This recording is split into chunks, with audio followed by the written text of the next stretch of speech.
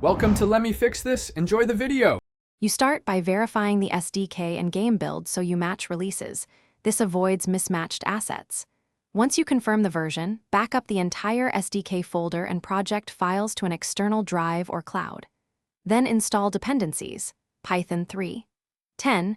Visual Studio 2022 with C++ tools and any official SDK patches.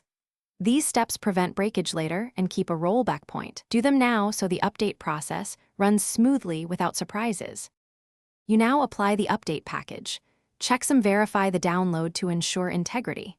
After verification, run the SDK updater as administrator and follow prompts to replace core files and tools.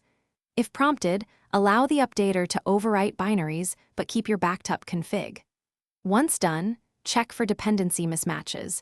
Use pip or the Visual Studio installer to install missing modules. This careful execution ensures compilation tools and runtime libraries align with the new SDK and prevents build error. You finish by cleaning and rebuilding the SDK project so new binaries compile against updated headers.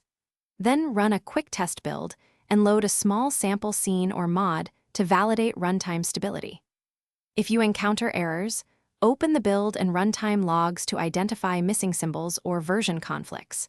Revert to your backup if needed, then apply targeted fixes like restoring a specific tool or updating a dependency. This final check verifies the update and gives you a clear rollback path if things go wrong. Thanks for watching. If you found this helpful, don't forget to like and subscribe.